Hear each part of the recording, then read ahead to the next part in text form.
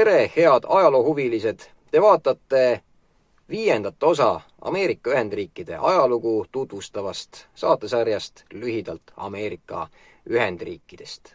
Nii nagu eelmise saate lõpus lubasin, räägin tänases saates elust ja olust Põhja-Ameerika Briti kolooniates 18. sajandi jooksul ning siinjuures ei pea ma silmas nende Briti kolooniate all Kanadat ja Floridat, mis alates 1763. aastast samuti Briti impeeriumi koosseisu liideti, vaid ma pean silmas neid 13 kolooniat, mis 1776. aasta 4. juulil end läbi iseseisvusdeklaratsiooni Briti impeeriumist sõltumatuks kuulutasid.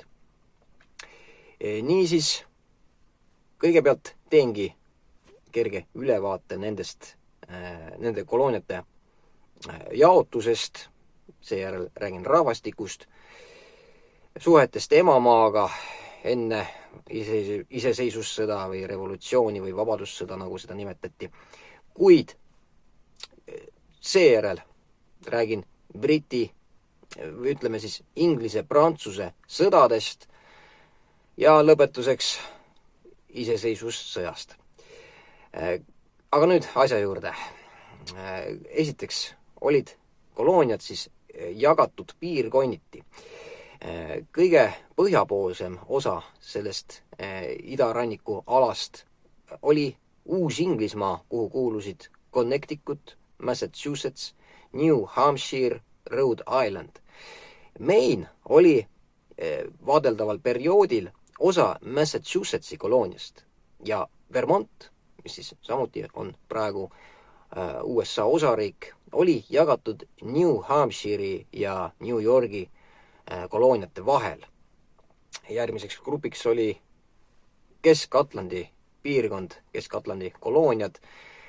Sinna kuulusid New Jersey, New York, Pennsylvania ja Delaware ning lõpetuseks Lõuna-Atlandi kolooniad, kuhu kuulusid Virginia, Põhja- ja Lõuna-Carolina, Maryland ja lõpetuseks Georgia. Georgia oli viimane loodud koloonia, see asutati aasta 1733.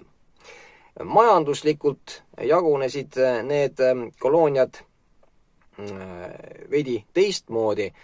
Üldiselt oli ikkagi niimoodi, et põhja pool olid sellised metsasemad, viletsama põllumaaga alad, kus oli suurem rõhk kalapüügil, tööstusel, metsandusel loomulikult. Ja keskpaigas, kolooniate siis keskosas oli siis juba suurem rõhk, näiteks põllupidamisel, kasvatati tubakat, nisu, maisi ning lõuna pool paistis siis omakorda silma oma suurte istandustega.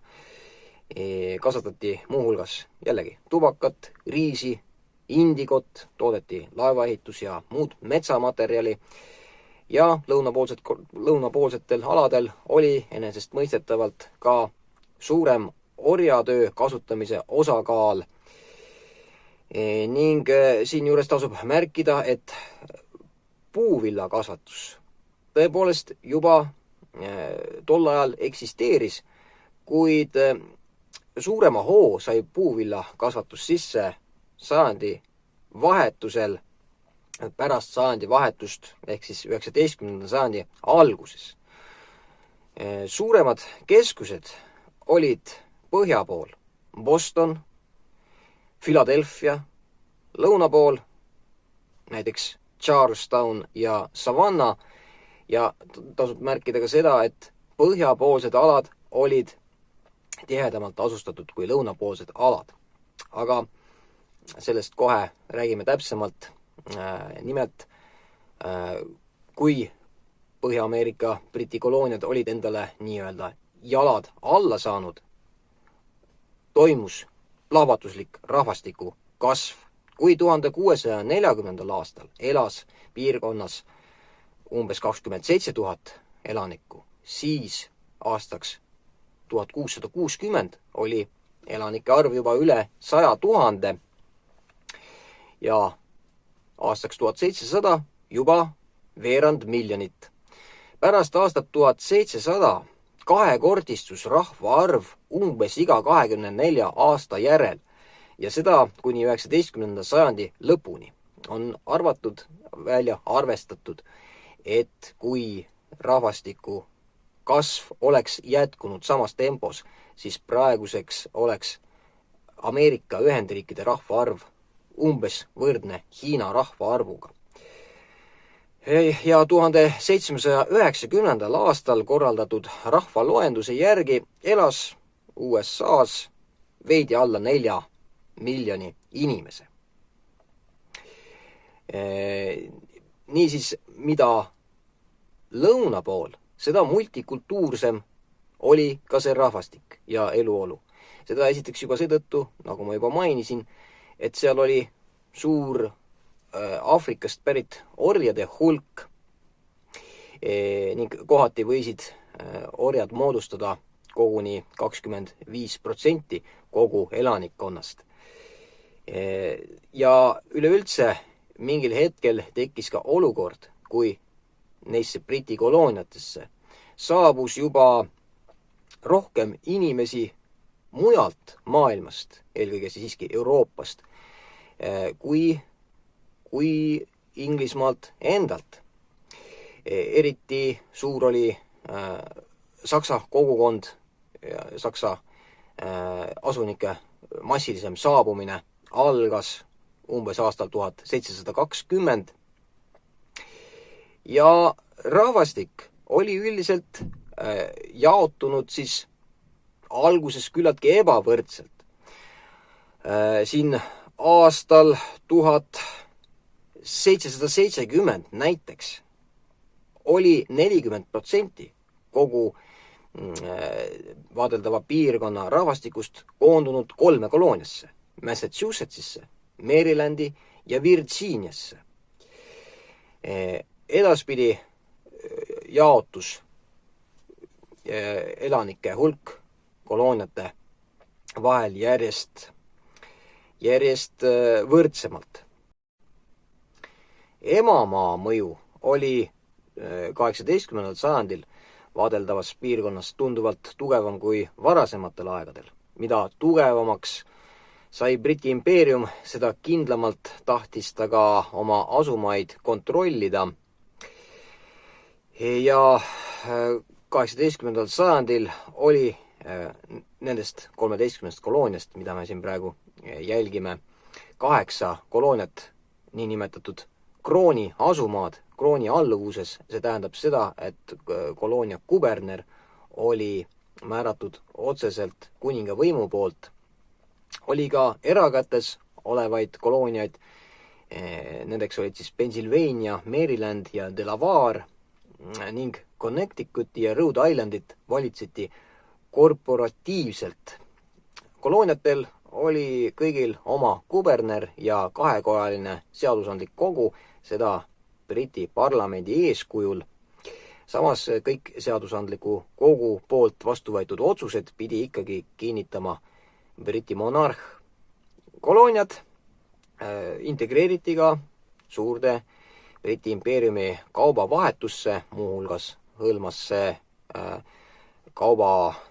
kaubandus ka siis kurikuulsat kolmnurka, mille tipud asusid Põhja-Ameerikas, Aafrikas ja Lääne-India saarestikus ehk Kariibi merepiirkonnas.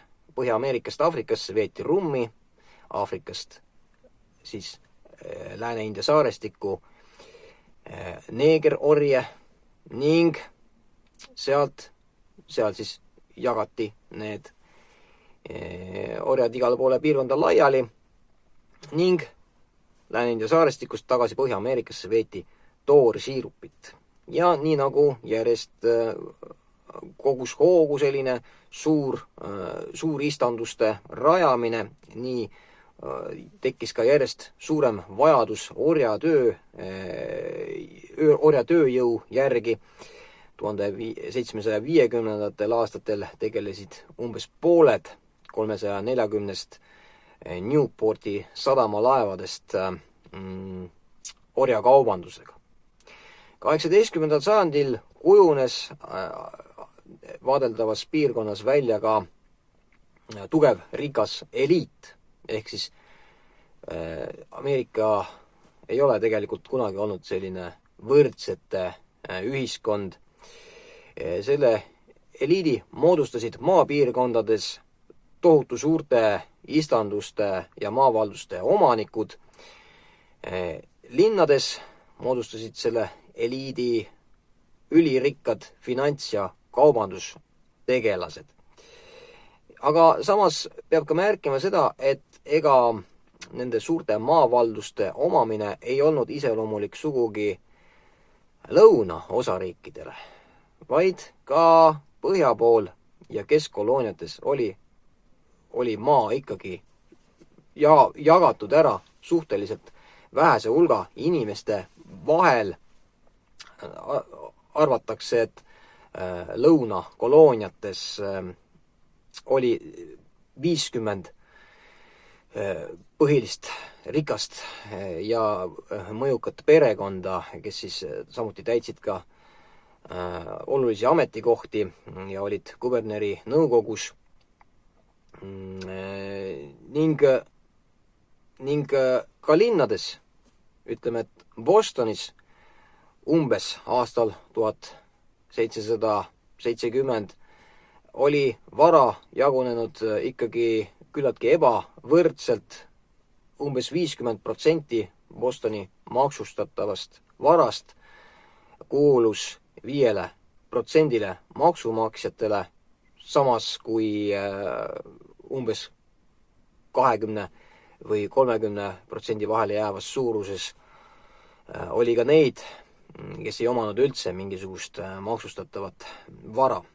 Ja selline ühiskonna kihistumine tekitas ka muidugi pingeid. Hulk inimesi, kes olid vihased idaranniku eliidi peale, suundusid järjest kaugemale läände, soovisid üldse eemalduda kogu sellest ebaõiglasest ühiskonnakorraldusest, suundusid siis sinna indiaanlaste maa-aladele, kus need omakorda sattusid igasugustesse probleemidesse ja vastuolud ääremaade ja idaranniku vahel kasvasid veelgi. Näiteks ei olnud idaranniku inimesed väga huvitatud tohutute rahaliste vahendite paigutamisest ääremaade kaitsmiseks indiaanlaste eest. Ja muuseas tekkis ka näiteks regulaatorite liikumine, tegemist oli sellise rahvaliikumisega, mis oli küll suunatud hiljem esile kerkinud Briti ebaõiglase maksusüsteemi vastu, kuid mida seostatakse siiski ka võitlusega just nimelt selle sama eliidiga. Ja regulaatorite liikumine sai alguse 1760. aastate lõpus ning kestis ka 1770. aastate esimesel poolel peale Alamansi lahingut, aga siis see liikumine vaibus ja tõepoolest toimus ka lahing siis regulaatorite ning kuberneri alluvuses olnud miilitsa või maakaitsevägede vahel, kus surma saanuid õnneks küll väga palju ei olnud, mõlema poole kaotused jäid kusagile 10 kuni 30 mehe vahele. Ja kõige suuremad mässajad, kes muidugi ka eluga rahul ei olnud, olid loomulikult indiaanlased, kes olid tolleks ajaks jäänud juba üldse sisuliselt kas rahvusvähemuseks või vähemusrahvaks, ma ei tea, kuidas see täpselt peaks siin kõlama. Igal juhul nende poolt korraldatud sellised rünnakud ja sõjad tegelikult ei omanud enam mingisugust tähtsust. Nende arvukus oli juba nii väike võrreldes Euroopa kolonistidega. Teadupärast elas siis Mehhikost põhja pool enne eurooplaste saabumist umbes 3 miljonit inimest ja nagu ma siin just äsja mainisin, 1790. aastal rahvaloenduse käigus loeti 13 koloonias kokku juba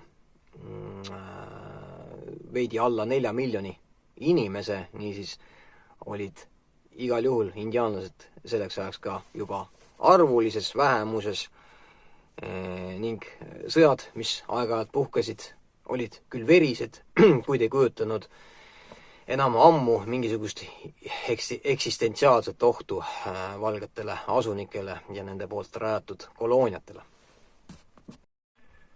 Olen sündmustest juba veidi ette rutanud ja hulga aega raisanud. Järgmiseks teemaks on Inglise-Prantsuse sõjad.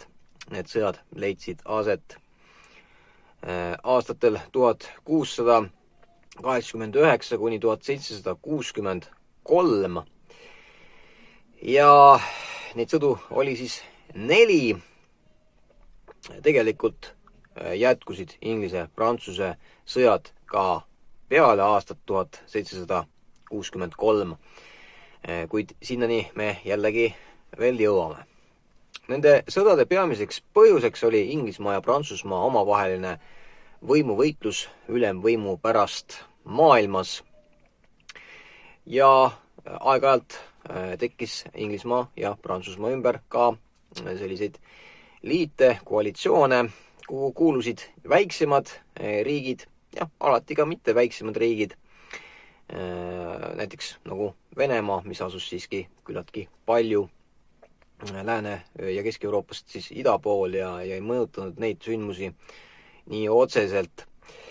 Need väiksemad riigid või siis ütleme Inglismaa ja Prantsusmaa liitlased, kes nendes sõdades siis erinevates leerides osalesid, üritasid kasutada ära seda hetke, mil Prantsusmaa ja Inglismaa omavahel võitlesid ning olles ka ise siis ühe osapoole liitlasteks, saavutada oma lokaalsemaid, kitsamaid rahvuslikke taotlusi ja lahendada siis probleeme. Ja järgnevaid sõdasid on tegelikult osad ajaloolased pidanud ka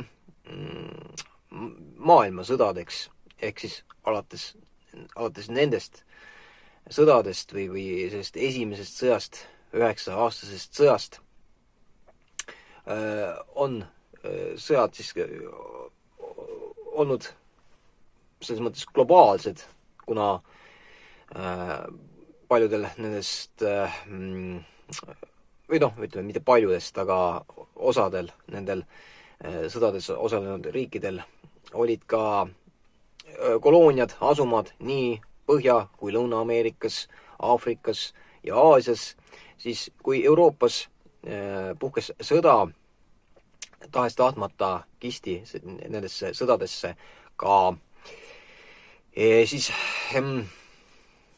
kolooniad, asumad ja selle tulemusel ka siis nende asumaade pärismaalased, kohalikud elanikud Põhja-Ameerika kontekstis siis indiaanlased.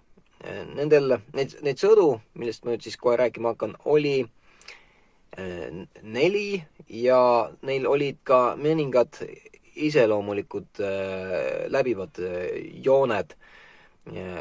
Rääkides prantslaste strateegiast, siis prantslased pöörasid rõhku sellele, et saavutada maavägede ülekaal Euroopas ja oma üle mere kolooniate kaitsmine jäeti nende kolooniate enda hooleks.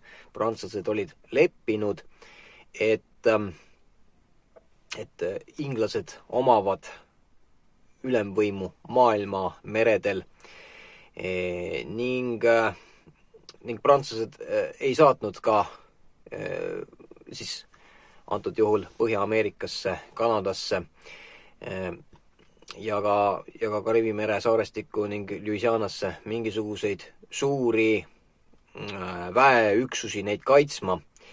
Seetõttu olid sealsed kohalikud prantslased äärmiselt sõltuvad oma indiaani liitlastest ja seetõttu on ameeriklased ja inglased nimetanud neid järgnevaid sõdu ka indiaanisõdadeks, just nimelt seetõttu, et lisaks prantslastele osales nendest sõdadest siis Prantsuse poole peal äärmiselt suur indiaanlaste kontingent.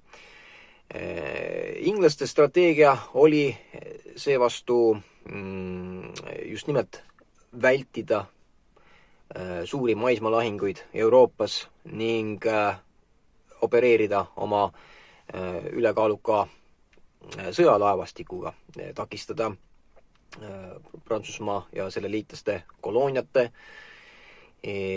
ja emamaade vahelist kaubavedu ja nii edasi. Ka inglaste poole peal võitles nendes sõdades indiaanlasi. Ehk siis brittide liitlasteks olid traditsiooniliselt irokeeside hõimuliit ja veel mõningad väiksemad suguharud. Prantslasi toetasid niinimetatud Vabanaki konföderatsioon, kuhu kuulusid siis erinevad Kanada hõimud ning ka huroonide hõimu jäänused. Huroonide hõim oli saanud tugevalt räsida sõdades irokeesidega. Esimeseks vaadeldavaks sõjaks, mida siis osa ajaloolasi peabki üldse esimeseks maailmasõjaks, on 9-aastane sõda Prantsusmaa ja Euroopa riikidest koalitsiooni vahel. Sinna koalitsiooni, mida siis on nimetatud nii Augsburgi liigaks kui suureks alliansiks, kuulusid Püha Saksa-Rooma keisririik, Holland, Inglismaa, Hispaania, Savoy, Rootsi ja Portugal. Ja eesmärgiks oli siis panna piir lokkavale Prantsusmaa ülemvõimule. Prantsusmaa oli saavutanud Euroopas juhtiva riigi staatuse. Selle sõja tulemuseks oli Põhja-Ameerikas status quo antebellum ehk siis säilisid enne sõda olnud piirid, verd valati, võideldi vapralt, kuid mingisugust olulist tulemust see sõda ei toonud. Samas mingites olukordades ongi see status quo säilimine juba mingi poole jaoks tegelikult võit, kui näiteks vastane õnnestutakse pidurdada ja selle edasitung, laienemine peatub.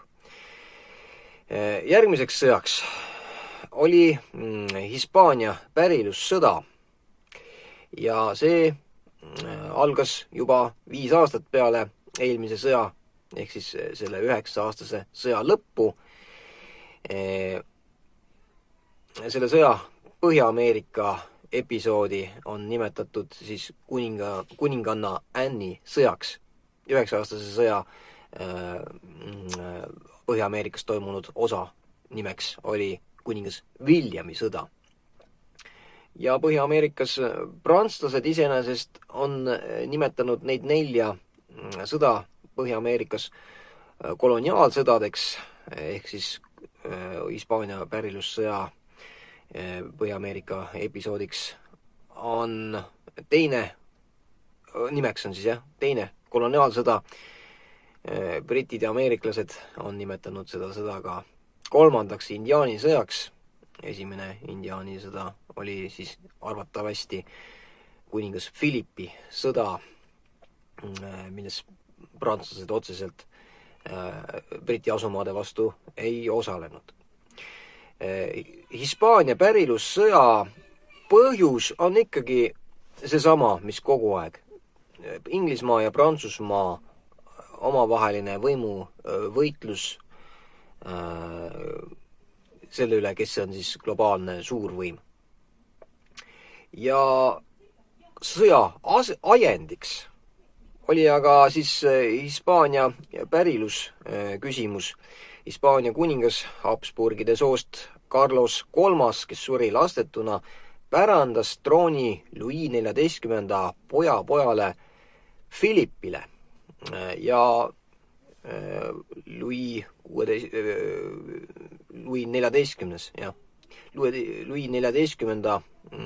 pojapoeg Philip võttis endale Hispaania pärase nime. Ta valitses Hispaaniat kuningas Felipe V nime all.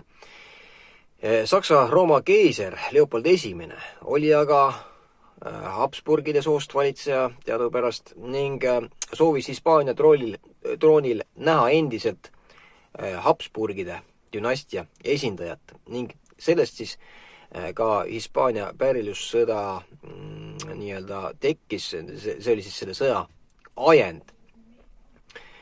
Ehk siis seekordseteks osapoolteks olid nüüd juba siis Bourbonid Prantsusmaa ja Hispaania näol.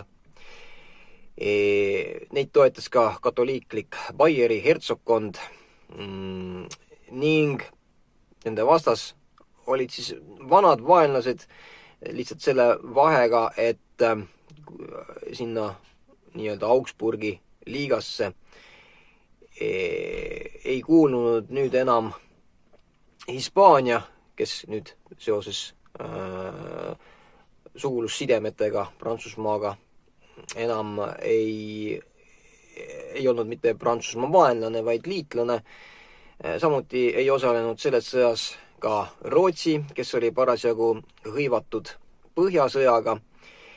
Uue jõuna oli aga siis esile kerkinud Preisimaa, kes samuti oli siis liidus Inglismaa, Hollandi ja teiste nende rea väiksemate riikidega.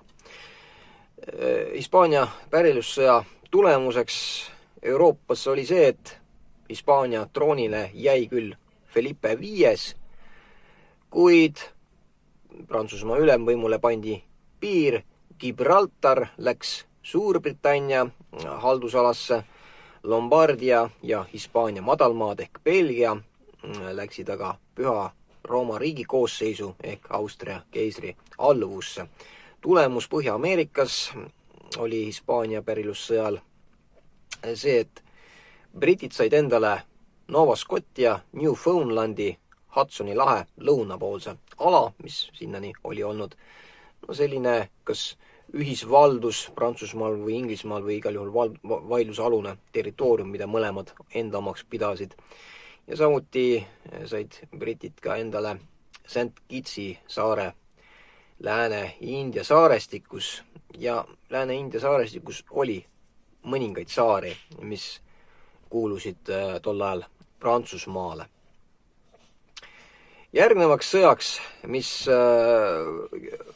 Põhja-Ameerikas kestis aastatel 1744 kuni 1749, oli niinimetatud kuningas George'i sõda, prantslaste silmis siis kolmas koloniaalsõda, ameeriklased on seda nimetanud ka neljandaks indiaanisõjaks. Ja lühidalt kuningas George'i sõja näol oli tegemist Austria pärilussõja Põhja-Ameerikus toimunud osaga. Endiselt oli siis sõja põhjuseks ikkagi võitlus ülemvõimu pärast. Sõja ajendiks oli seekord küsimus, kas Maria Theresia sobib Habsburgide valduste pärijaks peale isa Karl VI surma. Sisuliselt oli tegemist Prantsusmaa ja Preisimaa otsitud põhjusega seada kahtluse alla Habsburgide võim ja laiemas pildis oli tegemist ikkagi jällegi Prantsusmaa ja Inglismaa leeride omavahelise võitlusega. Ja seekord olid siis liidus Prantsusmaa, Preisimaa, Baieri kuurivürstkond, Saksimaa, Sitsiilia ja Napoli ehk mõlema Sitsiilia kuningriik, Genova, Rootsi ja Sardiinia. Ja nende vastu võitlesid Suurbritannia, Hollandi Vabariik, Venemaa, Habsburgid ja Sardiinia ja Saksimaa vahetasid selle sõja käigus ka pooli ja läksid siis Prantsusmaa leerist üle Suurbritannia leeri. Selle sõja tulemuseks Põhja-Ameerikas oli status quo antebellum ehk siis sõjaeelsed piirid jäid püsima. Britid eelkõige tänu kohalike kolonistide vaprusele ja nende poolt kogutud siis nendest koosneva maakaitseväe ettevõtlikkusele olid vallutanud tugeva Louisburgi kindluse, mida peeti tol ajal võitmatuks nii-öelda teiseks Gibraltariks, kuid kokkuvõttes rahu läbirääkimiste laua taga otsustati ikkagi, et Louisburg tagastatakse prantslastele.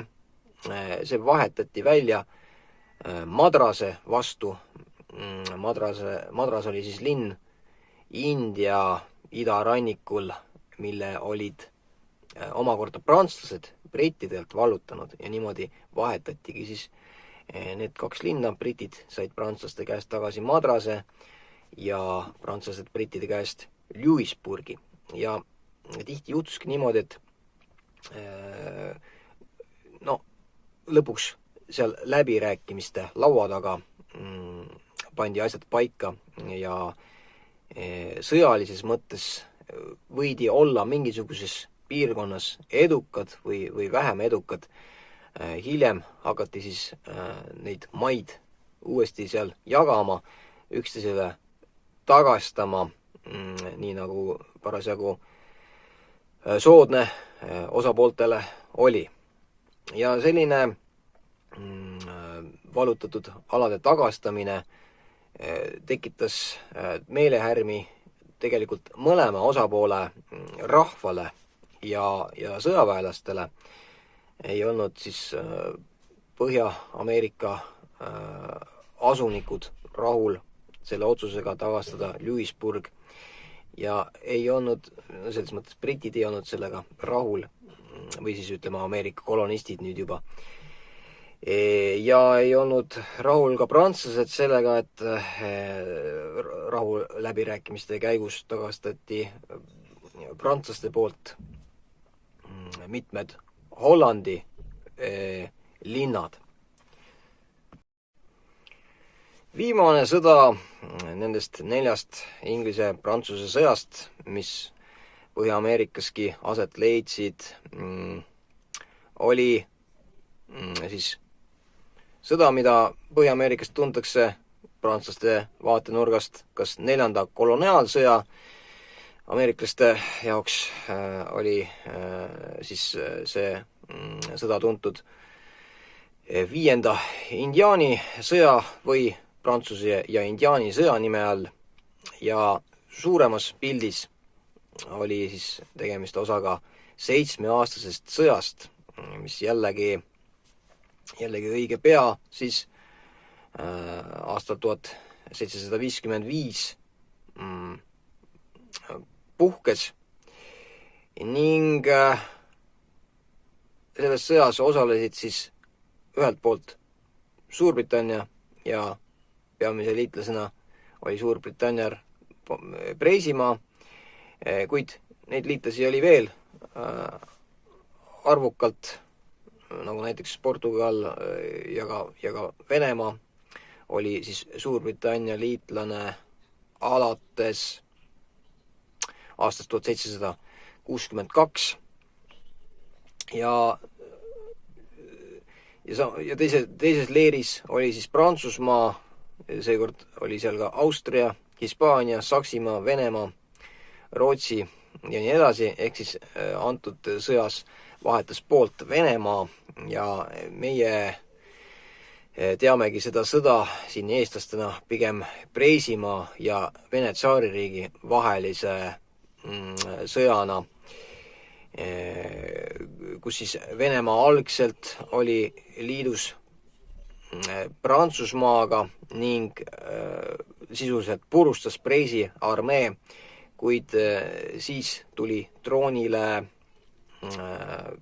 uus valitseja, Vene tsaar Peeter III, kes oli suur Preisimaa fänn, kes tagastas Vene riigimeeste ja ohvitseride meelehärmiks Preisimaale vallutatud alad ning vastupidi, asus siis hoopiski Preisimaa poole peal, Preisimaa ning Suurbritannia poole peal sõtta Prantsusmaa ja selle liitlaste vastu.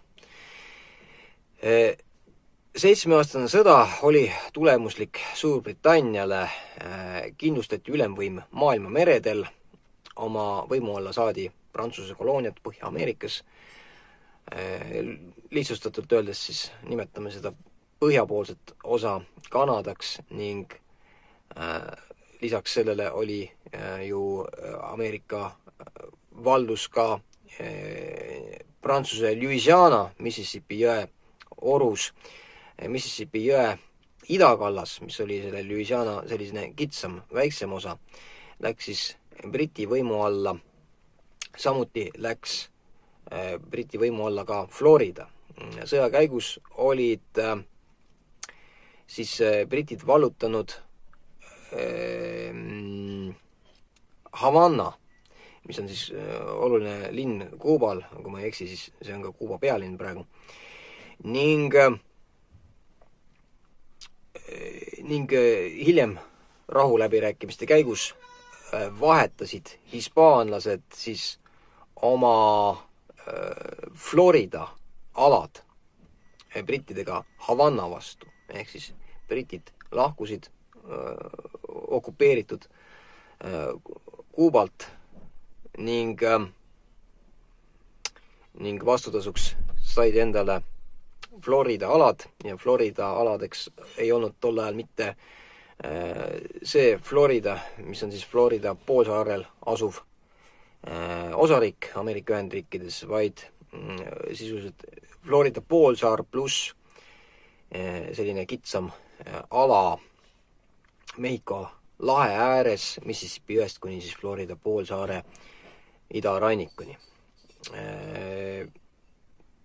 Prantsusmaa oli sisuliselt siis selle sõja kaotajaks.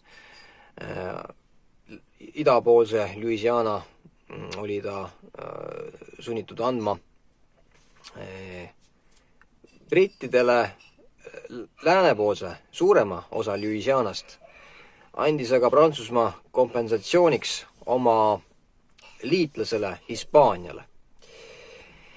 Ja seda siis seetõttu, et prantslased omakorda olid siis sunnitud või no ütleme niimoodi, et Menorca saar Vahemeres, mis oli iseenesest oluline sadamapaik, mis oleks pidanud kuuluma Hispaaniale, anti nüüd üle brittidele. Ja selliste omavaheliste sobingute ja läbirääkimiste tulemusel siis jõutigi sinnamaani, et see Menorca saar läks nüüd siis brittide võimu alla ja hispaanlased kompensatsiooniks, vastutasuks said oma liitlase Prantsusmaa käest siis Prantsuse Louisiana Mississippist lääne poole jäävad alad. Ja üldiselt ega need alad olid ka väga hõredalt asustatud. Prantsuse Louisianas võis elada võib-olla tol ajal 20 000 inimest, võib-olla 15 000 inimest. Seal ei olnud väga palju suuri asulaid, kui siin välja arvata võib-olla New Orleans ja St. Louis. Ning ning ühtlasi selle tulemusel tekkis siis nüüd olukord, kus Põhja-Ameerikas said suurimateks maade haldajateks Briti impeerium ning Hispaania. Hispaania käes oli teadupärast niikuinii kogu see Mehhiko ala ja suured alad Kesk- ning Lõuna-Ameerikas. Nüüd lisandus sinna ka siis Prantsuse Louisiana ja moodustus niisugune suur ühtne Mississippist ida poole jääv Hispaania asumaa piirkond. Samuti moodustas nüüd siis terviku, nüüd kus hispaanlased olid loovutanud brittidele Florida alad, siis moodustus ka selline terviklik brittide valdus Põhja-Ameerika mandri osas Mississippist ida poole jäävatel aladel. Kuigi see viimane sõda oli brittidele edukas ja nende impeerium oli suurem kui kunagi varem, siis ei saanud nad paraku tulemustest palju rõõmu tunda. Õige pea algasid siis sündmused, mis viisid kokkuvõttes 13 Briti koloonia iseseisvumisele Põhja-Ameerikas. Ja üldse selle iseseisvusprotsessi üheks eelduseks oligi Prantsuse ohu kõrvaldamine, kui varasemalt olid ikkagi Briti-Ameerika kolooniate kolonistid pidanud arvestama ohuga, mis tulenes nii prantslastelt ülevalt Kanadast kui ka indiaani ohuga, mis võis tulla nii lääne kui ka siis põhja poolt. Ning lisaks asusid ka Floridas vaenulikud Hispaania jõud, siis nüüd olid need ohud justkui kõrvaldatud. Jah, indiaani oht oli endiselt olemas samal aastal, kui 7-aastane sõda lõppes, puhkes ääremaadel rida sõdu indiaanlaste ja siis asunike vahel ja neid sõdu seostatakse pealik Pontiaciga, kuid kokkuvõttes suures pildis oli tegemist pigem selliste lokaalsete rahutuste või mässude mastaabis sõdadega, mis siin enam mingisugust sellist olulist rolli ei mänginud niikuinii. Küll aga siis tõusis kolonistide eneseteadvus ning hakati vaikselt mõtlema vabadusele ja sõltumatusele Briti kroonist. Ja tegelikult ega olid ka omad põhjused, miks Ameerika kolooniad iseseisvuda soovisid. Esiteks see viimane sõda, 7-aastane sõda, mis iseenesest oli toonud brittidele juurde hulga territooriumi, oli olnud ka majanduslikult impeeriumile väga kurnav. Seetõttu otsustati tõsta makse ja makse otsustati tõsta just nimelt kolooniates ja vähem siis emamaal. Ja endiselt olid ka mitmed sellised Briti kolooniate arengut pärssivad seadused jõus, näiteks navigatsiooniseadus, mis tähendas seda, et kolooniatest eksporditavad kaubad tuli vedada ainult Briti alustel. Selle eesmärgiks oli tugevdada rahvuslikku kaubalaevastikku ja tõsteti ka lisaks veel igasuguseid makse, näiteks suhkruseadus, mis tähendas, et maksustati kolooniatesse välisriikide asumaadest imporditud melass ehk toorsiirup. Selle eesmärgiks oli see, et kolooniatesse Põhja-Ameerikasse siis eksporditaks kaupu ikkagi Briti enda impeeriumi kolooniatest, mitte kusagilt teiste riikide kolooniatest, ka selline protektsionistlik poliitika, et arendada oma riigi kaubandust, kuid kokkuvõttes ei pruukinud see soov kattuda siis nende samade Põhja-Ameerika Briti kolooniate ärihuvidega. Ja veel rida kahtlase väärtusega makse kehtestati võimude poolt, näiteks tempelmaks, mis tähendas, et ajalehed ja dokumendid tuli varustada vastava tempelmargiga ja selle abil loodeti siis ka riigi kassasse raha sisse tuua, kuid kokkuvõttes kasum selle maksu kehtestamisest oli võib-olla seal kusagil $300 aastas, kuid pahandust ja sellist vastumeelsust Briti keskvõimule tekitas see seadus rohkem kui $300 ulatuses. Ning lõpuks 1767. aastal kehtestati niinimetatud Townshendi seadused, mille alusel maksustati tee, paber ja teised kolooniatesse imporditavad kaubad. Ja 1766–75. aastani toimusidki laialdased protestimeeleavaldused just nimelt maksuseaduste vastu. Radikaalid lõid aktiivse vastupanu ja propagandavõrgustiku, mille keskmeks olid salajased Vabaduse poegade ühingud.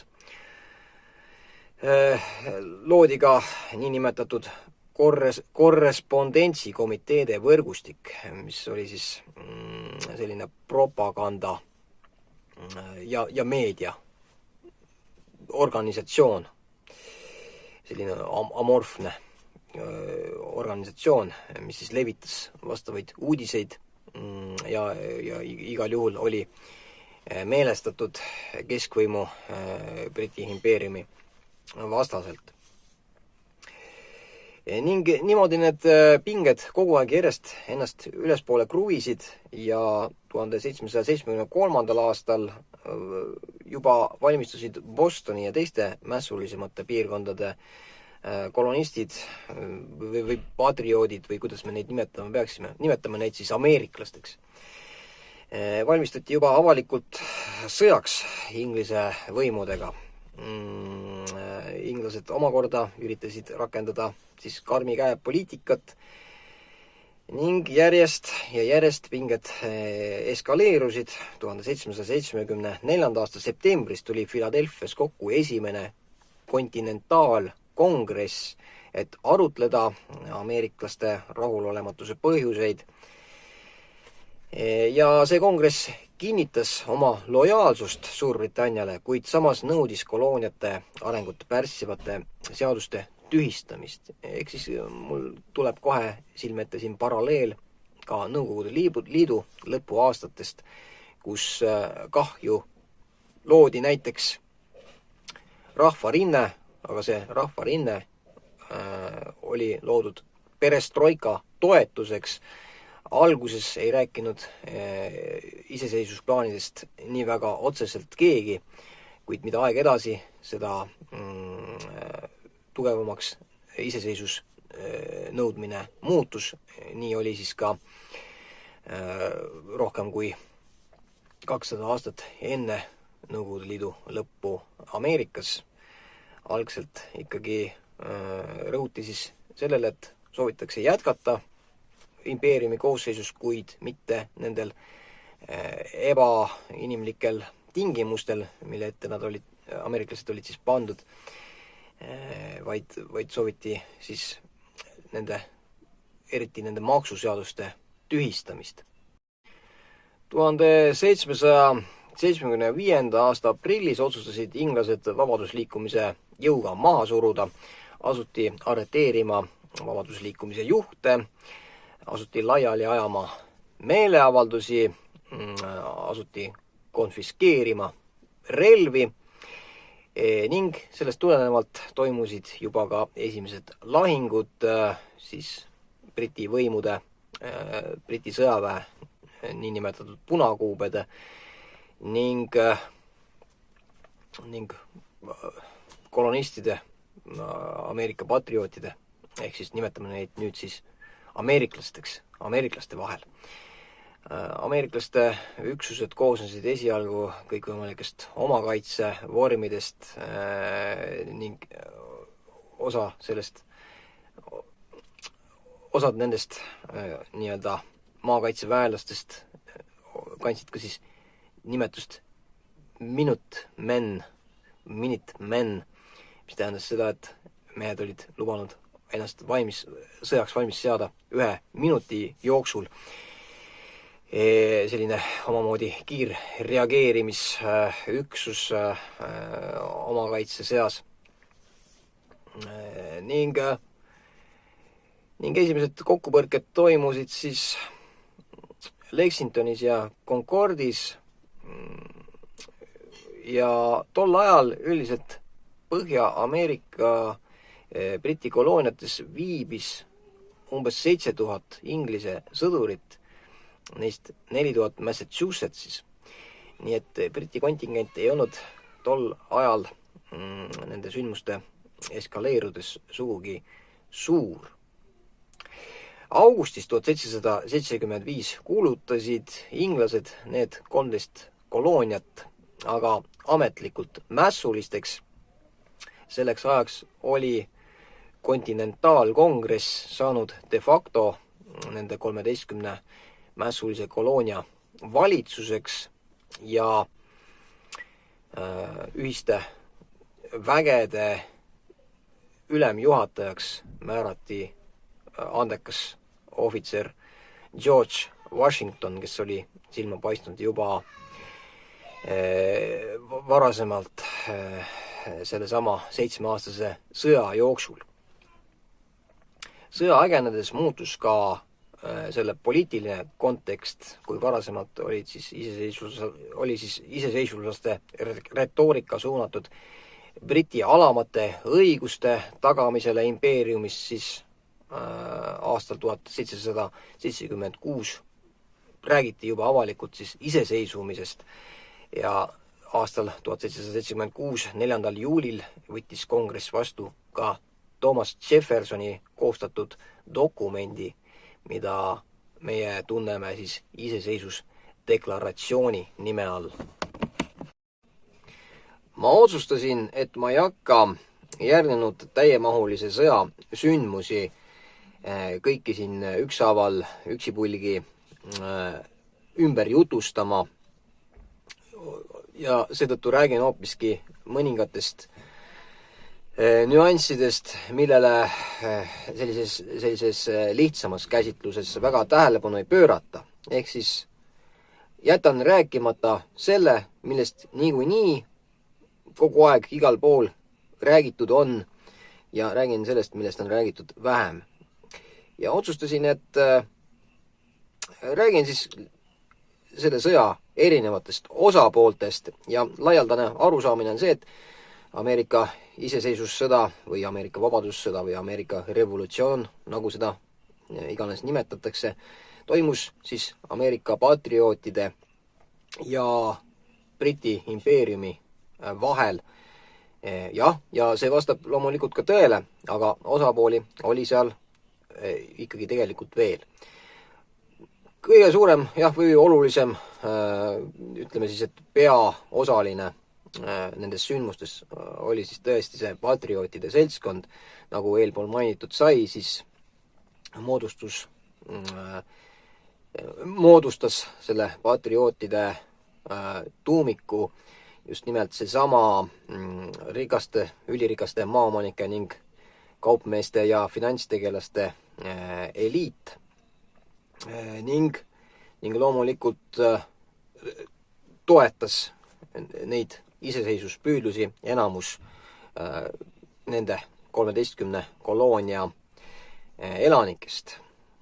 Ja sellest tulenevalt siis üheks sõjaliseks jõuks selles mängus oli niinimetatud kontinentaalarmee, mis oli siis midagi ühinenud kolooniate regulaararmee taolist.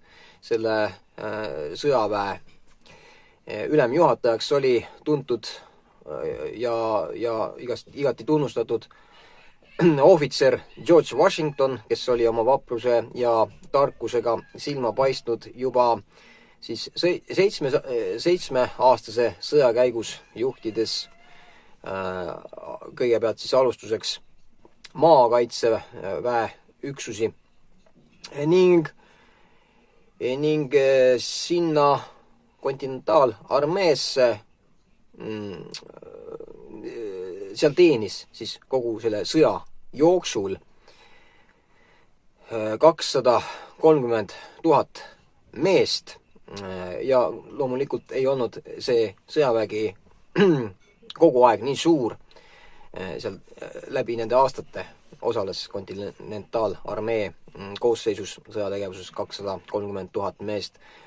Suurim hulk nii-öelda korraga oli siis kontinentaalarmees 48 000 meest. Lisaks kontinentaalarmeele oli ka maakaitsevägi, kus siis teenis 164 000 meest ja teadupärast oli kontinentaalarmee ja üldse ameeriklaste sõjajõud siis veidi viletsamalt relvastatud. Esimestel aastatel puudus neil ka ühtne vorm ja nii edasi. Nagu ikka sellistel uutel tekkinud riikidel, toome kas või paralleelisid lähedalt meie vabadussõjast. Hiljem aga loomulikult hakkasid asjad paremuse poole minema, saadi hulgaliselt varustust toetajatelt ning siiski kaotused kontinentaalarmeel olid küllaltki suured kogu sõja käigus. Hukkus siis tapetute ja haavadesse surnute ning haigustesse surnute näol umbes 24 000 meest. Teiseks osapooleks selles sõjas oli siis loomulikult Briti sõjavägi ja see sõjavägi oli peale viimast 7 aastat sõda desarmeeritud ja ühesõnaga püsside all oli suhteliselt väike hulk mehi. Kriisi alguses oli brittidel Põhja-Ameerika kolooniates 7000 meest, kellest enamus 4000 meest asusid Massachusettsi osariigis või siis tol ajal veel koloonias. Sõja lõpuaastatel ulatus Põhja-Ameerika sõjaväe arv või nii-öelda Briti kontingendi arv 47 000 meheni. Ja sõjaväes teenis ka hulgaliselt välismaise päritoluga üksusi ja sõjaväelasi, niinimetatud auksiliaare. Näiteks muuhulgas oli Briti sõjaväes suhteliselt palju sakslasi, umbes 9000 sakslast ehk umbkaudu 25% kogu Briti kontingendist. Need sakslased olid pärit Hesse-Kasseli piirkonnast, sealt kusagilt Kesk-Saksamaalt. Ja oli ka teistest Briti impeeriumi nurkadest pärit sõjaväelasi, näiteks ka Indiast. Mitte sugugi kõik ameeriklased ei pooldanud seda revolutsiooni ja vabadusliikumist. Neid, kes soovisid jääda Briti kroonile lojaalseks, nimetatigi lojalistideks, samuti ka kuninga meesteks, inglise keeli kingsmen või toorideks. Ja mis olid siis need põhjused, miks osa koloniste, osa ameeriklasi ei toetanud iseseisvuspüüdlusi? Esiteks olid osad neist vanemad heal järjel inimesed, kes ei soovinud radikaalseid muutusi. Nad ei pidanud mässu krooni vastu moraalseks, nad ei pooldanud mässuliste vägivalda. Mässulised teadupärast siis kippusid igasuguseid Briti mingisuguseid sümboleid hävitama ning toome kas või näitena sellesama niinimetatud Bostoni tee joomise, mis siis kujutas endast ette seda, et väidetavalt siis indiaanlasteks maskeeritud radikaalid loopisid Bostoni sadamas üle parda vette siis Ida-India kompanii teelasti. Ja sellist hävitamist, põletamist, hoonete ning ka mingisuguste kaupade rüüstamist tuli radikaalide poolt päris tihti ette. Teiseks või mis iganes üheks põhjuseks oli siis ka see, et lojalistid ei soovinud nii radikaalseid muutusi, nad soovisid leida mingisuguse kesktee revolutsiooni ja hetkeolukorra vahel, kuid nad lihtsalt suruti patriootide poolt nurka, pandi valiku ette, kas olete meiega või olete nendega, mingisugust vahepealset varianti siin olla ei saa, mis iseenesest oli siis ka selline meelevaldne. Lojalistidel olid tihti ka sugulus- või peresidemed Britanniaga, mida nad soovisid säilitada ja see oli üks põhjus vabadusvõitluse vastasusele. Samuti kardeti, et revolutsiooni tulemuseks on kõigest kaos ja ei midagi muud. Osa äriringkonnast uskus, et impeeriumi koosseisus on neil lihtsam äri ajada. Sellest tulenevalt siis nii-öelda lojaalsus Briti kroonile. Lojalistide juhiks sai New Jersey kuberner ja patrioot Benjamin Franklini poeg William Franklin. Umbes 15% lojaliste, keda siis tolle aja elanike hulgas oli, ütleme, et 65 000 kuni 70 000 inimest lahkusid Briti impeeriumi teistesse osadesse, põhja pool Kanadasse, lõunas Floridasse ja Briti Kariibi mere saartele, samuti siis tagasi üldse Britanniasse. Osa neist sõja käigus lahkunust tuli ka hiljem tagasi.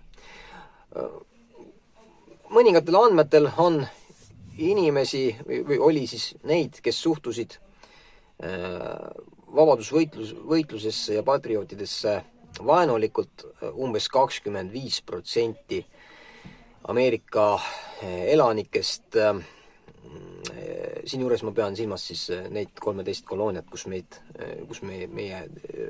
vaadeldavad tegevused parasjagu aset leiavad. Ning teistel andmetel oli lojaliste kusagil 15–20% vahel. Ja kindlasti oli siis ka neid, kes ei tegutsenud avalikult patriootide vastu. Lojalistid koostasid ka oma sõjaväeüksusi ja aeg-ajalt olid liidus ka siis indiaanlastega või just nimelt koostasid siis oma üksused koos nendega. Ja kohe räägimegi indiaanlastest selles sõjas. Indiaanlased jagunesid britte toetavateks, koloniste ehk siis patrioote toetavateks ja neutraalseteks hõimudeks ja selle sõja käigus lõhenes ka irokeeside 6 rahvaliit, mis siiamaani oli sõdades olnud traditsiooniline brittide liitlane, kuid nüüd ei osatudki enam poolt valida ja selles suhtes noh, osa irokeeside hõime siis pooldaski britte, osa niinimetatud, ameeriklasi. Üldiselt arvatakse, et enamus indiaanlasi toetas britte ja see võib olla ka legend, et õigustada hilisemat indiaanlaste väljasurumist Kanadasse ja Mississippist läände. Samas 1763. aastal oli kuninga võimu poolt vastu võetud seadus, mille kohaselt seati kolooniate läänepoolseks piiriks Apalachi mäestik. Sellest läände jäävad alad pidid jääma indiaanlastele. Seda nimetati siis indiaanlaste maa-alaks, mis oli iseenesest küll Briti võimu all, kuid need kolooniad brittide siis üldvalitsuse nägemuses üle Apalachi mäestiku laienema ei oleks pidanud. Ja eks selleks oli ka üheks põhjuseks see, et Briti impeerium soovis ikkagi näha sellist kontsentreeritumat asustust väiksemal alal, mitte ei soovitud seda, et kõik elanikud hajuvad kuskile kaugemale laiali, kus on neid halvem kontrollida. Ja samas idakalda eliidi peale vaenulikult meelestatud sellised asunikud püüdsid aga siis just nimelt liikuda kaugemale läände. Ehk siis Ameerika kolonistide nägemuses tuli õige pea niikuinii ette võtta nende Mississippi ja Apalachi mäestiku vaheliste alade koloniseerimine. Briti võimud aga soovisid seda näha pigem siis indiaanlaste territooriumina ja soovisid seda, et siis nii-öelda valged asunikud asustaksid pigem ja tihedamalt need alad, kus nad praegu juba oma kolooniatega paiknesid. Ameerika iseseisvussõjas osales mõlemal poolel ka päris palju Aafrika päritolu orje. Kontinentaalarmees oli nende hulk umbes 6600 meest ning Aafrika päritolu neegerorje osales ka siis sõjas Briti vägede koosseisus. Mõlemad pooled pakkusid orjadele siis sisuliselt sama asja, vabadust. Siin juures Briti saartel iseenesest ju orjapidamist kui sellist ei eksisteerinud. Ja seetõttu tundus ka osadele orjadele suhteliselt loogiline, et kui britid selle sõja võidavad, siis nad ka nii nagu lubatud, nii nagu neile lubati, orjapidamise oma Ameerika kolooniates ka kaotavad. Ja iseenesest Briti sõjaväes teeninud orjad ka tõepoolest siis orjusest vabastati, kuid nende saatus sellegipoolest ei saanud olema kuigi kerge. Neid püüti siis kuidagi ümber asustada Kanadasse pärast sõda, ma mõtlen, ja ka Suurbritanniasse, kus iseenesest nende elu sai hoolimata sellest vabadusest olema suhteliselt keeruline. Ja ka ameeriklased lubasid sedasama. Need, kes teenivad kontinentaalarmees, saavad vastutasuks vabaduse. Ameerika iseseisvussõtta kisti ka madalmaad. Kuigi madalmaad ei olnud otseselt Ameerika patriootide liitlased, loodi ikkagi diplomaatilised suhted ja jätkati kaubanduslikku lävimist. Hollandlased ostsid mässulistelt olulises koguses kaupu, nagu näiteks tubakas ja indigo, mida nad siis Euroopas edasi müüsid. Samuti osalesid madalmaad mässulistele relvade ja muu varustuse saatmises, seetõttu kuulutasid britid Hollandile sõja. Enamus sõjast kujutas endast brittide laevastiku operatsioone Hollandi ja selle kolooniate vahelise kaubanduse vastu. Niisiis oli Ameerika iseseisvussõja näol ikkagi tegemist sellise samalaadse maailmasõjaga, nagu olid olnud need 4 Inglise-Prantsuse sõda, mida ma eelpool kirjeldasin. Nimelt siis sekkusid Ameerika iseseisvussõtta õige pea ka prantslased ja ameeriklaste strateegiaks oligi ju olnud esialgu lihtsalt vastu pidada senikaua, kuni sõtta sekkuvad mõningad Suurbritannia vaenlased.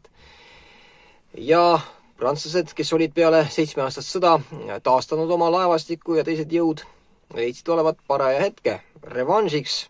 Lisaks oli ilmajäämine Põhja-Ameerika kolooniatest oleks üleüldse nõrgestanud Briti impeeriumi ja see oligi igati Prantsuse huvides, sest et selline Inglismaa ja Prantsusmaa vaheline võitlus ülemvõimu pärast ikkagi jätkus, hoolimata sellest, et 7-aastase sõja olid prantslased sisuliselt kaotanud ja hulga oma sellisest varasemast potentsiaalist samuti kaotanud. 1776. aastal detsembrikuus sõitis Benjamin Franklin Prantsusmaale toetust otsima. Ta võeti sealt kenasti vastu. Benjamin Franklin oli juba ka varem Euroopas laialdaselt tuntud kui kirjamees ja teadlane. Ja kohe hakati siis pidama plaane, kuidas hakata siis Suurbritanniale kaikaid kodarasse loopima ning ameeriklasi abistama. Esialgu oli abi varjatud, saadeti relvastust ja muud varustust ja seda aastani 1777. Selleks kulus umbes 5 miljonit liivrit.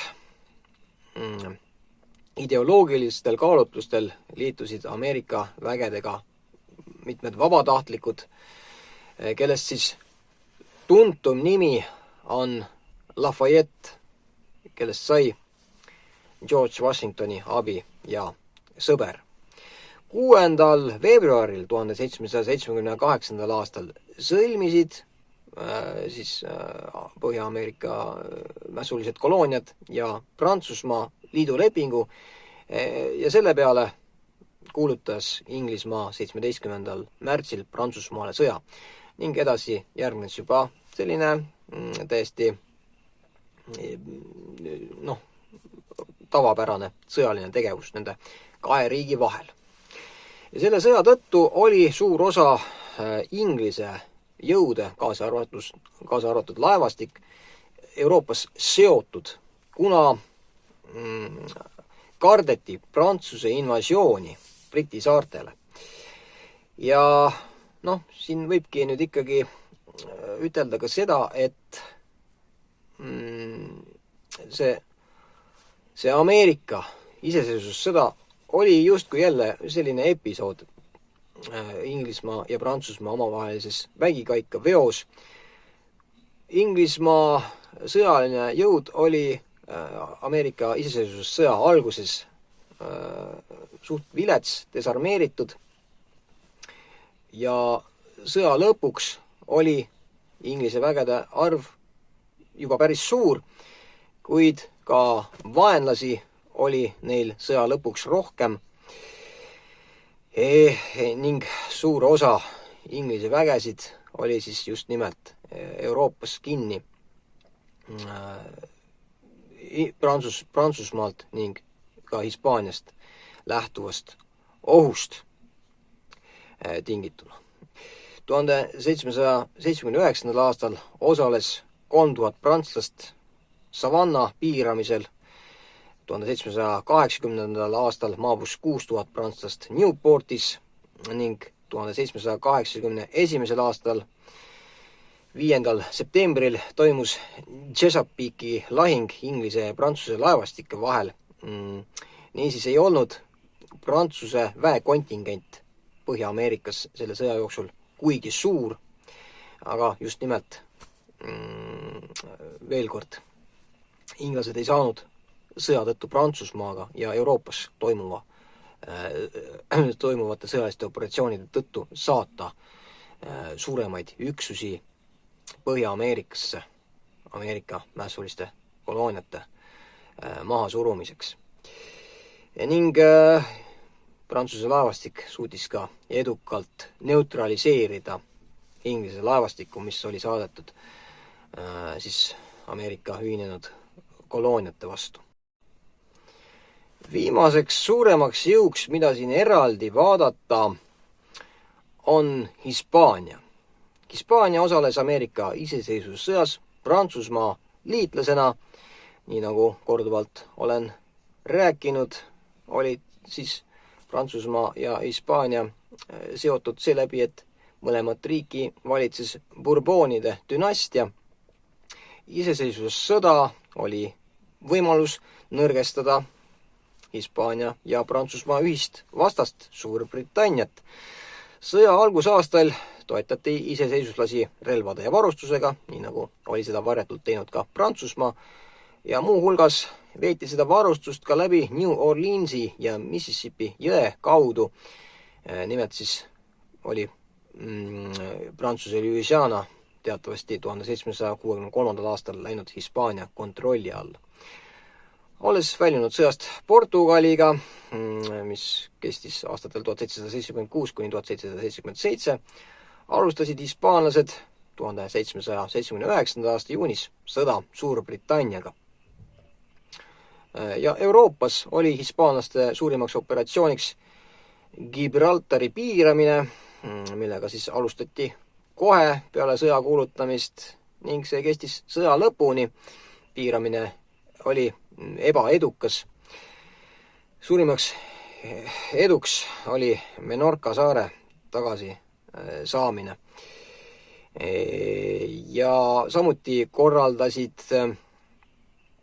ka siis hispaanlased lööke siis sealt samast Prantsuse Louisianast brittide vastu. Kariibi mere saartel oli aga hispaanlaste põhiliseks taktikaks oma valduste kaitsmine Briti laevastiku eest. Neil oli veel küllaltki hästi meeles Suurbritannia dessant Kuubale, mille käigus siis 7-aastase sõja käigus oli brittide poolt vallutatud Havanna. Seega tuli Suurbritannial selle sõja käigus vastu seista päris mitmele tugevale vastasele ja Suurbritannia selle sõja ka kaotas. Rahuläbirääkimised algasid Pariisis juba aprillis 1782. Rahulepingule kirjutati alla 3. septembril aastal 1783. Kõik sõja osapooled olid sõjast kurnatud ja soovisid rahu. Rahu ei soovinud üksnes Hispaania, kes soovis edasi sõdida, lootuses lõpuks ikkagi vallutada Gibraltar, mida oli sõja algusest peale edutult piiratud. Kuidas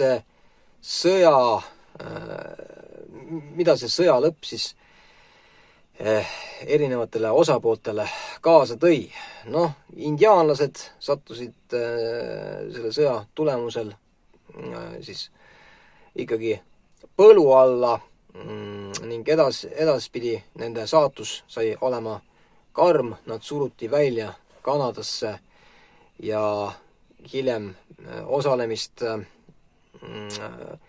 Ameerika iseseisvussõjas ameeriklaste patriootide vastu saadi ka kasutada siis põhjendusena saata ebalojaalsed indiaani hõimud teisel poole Mississippit indiaani territooriumile.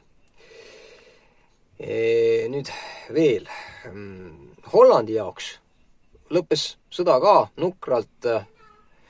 Sisuliselt sattusid siis selle sõja tulemusel järgnes Hollandi allakäik mere- ja kaubandusriikide hulgas.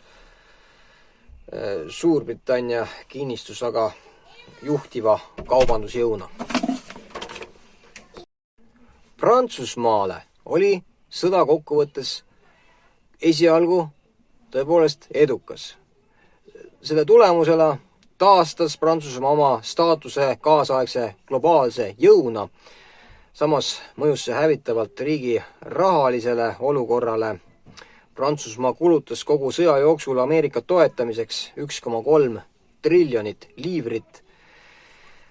Sõjas osalenud Prantsuse ohvitserid aga tõid Ameerikast kaasa revolutsioonilise vaimu ja arvatakse, et finantsiline häving, mis Prantsusmaad just nimelt selle Ameerika iseseisvussõja ja ameeriklaste toetamise tõttu tabas, oligi üheks põhjuseks õige pea alanud Prantsuse revolutsioonile. Ja tasub ka mainida seda, et kuigi selles sõjas olid prantslased ja siis ameeriklased olnud justkui nagu liitlased, siis on aru saada ka seda, et kõigil olid ikkagi eelkõige selles sõjas osalemiseks omad geopoliitilised huvid. Ja kui nüüd algasid rahu läbirääkimised, siis ega ameeriklased andsid ka kohe mõista, et nad ei kavatse selle abi eest elu lõpuni Prantsusmaale tänulikud olla.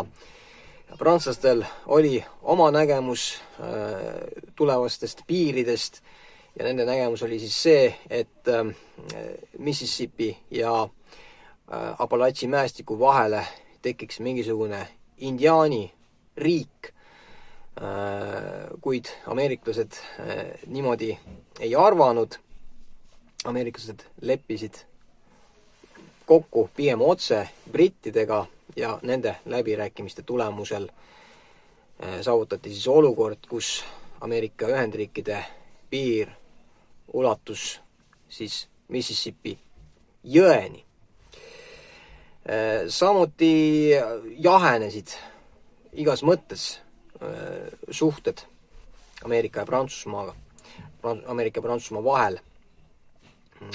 Inglise-Prantsuse sõja ajal, mis algas siis 1793. aastal, jäi USA neutraalseks. Iseenesest oleks võinud ju USA samamoodi rünnata näiteks Kanadat, et seal siduda osa Briti jõude, mida britid oleksid saanud muidu Prantsusmaa vastu kasutada, kuid seda nad Prantsusmaa toetuseks ei teinud. Ja lisaks 90. lõpus leidsid aset ka suisa mitteametlik meresõda Prantsuse ja Ameerika Ühendriikide laevastiku vahel. Sõda oli kasulik kokkuvõttes ka Hispaaniale. Taastati peale 7-aastast sõda kõikuma löönud globaalne positsioon. Euroopas saadi tagasi Menorca saar, Põhja-Ameerikas saadi brittidelt tagasi Florida territoorium ja ka rahaliselt ei kaotanud Hispaania selle sõja käigus nii palju kui Prantsusmaa. Ka hispaanlastel oli oma nägemus, kust võiks joosta piirid peale selle sõja lõppu ja nemad soovisid näha seda endist Prantsuse Louisiana ida poole Mississippit jäävat ala nagu enda asumaana, kuid ameeriklased ei lasknud ikkagi oma liitlastel ennast mõjutada ja igatpidi andsid mõista, et nad ei lange Briti võimu alt mingisuguste teiste Euroopa suurriikide mõju alla. üldiselt jääb küll igatpidi mulje, et oma isikliku sellise sõjalise vaprusega ning osava diplomaatia abil võitsid selle sõja Ameerika Ühendriigid. Rahulepingu kohaselt muuhulgas tunnustas Suurbritannia Ühendriike kui iseseisvaid riike tol hetkel. Tol hetkel vaadati neid riike ikkagi kui erinevaid riike, neid kolooniaid kui erinevaid riike. USA-d kui ühte terviklikku riiki hakati mõistma alles peale Ameerika kodusõda Põhja- ja Lõunaosariikide vahel. Lisaks rahulepingu kohaselt lubasid Ameerika Ühendriigid tagastada konfiskeeritud lojalistide vara, mingis ulatuses seda ka tehti, vabastati sõjavangid, mõlemad osapooled said vaba sissepääsu Mississippi jõele, osa lojaliste pöördus ka tagasi Ameerika Ühendriikidesse ja nii edasi ja nii edasi. Selline oli siis tänane saade, leian, et siinkohal on sobilik lõpetada ja järgmises osas vaatame siis seda, kuidas noor riik või noor riikide liit Ameerika Ühendriigid edasi arenes ja üha enam ja enam ka laienema hakkas. Kõike head ja uute kohtumisteni!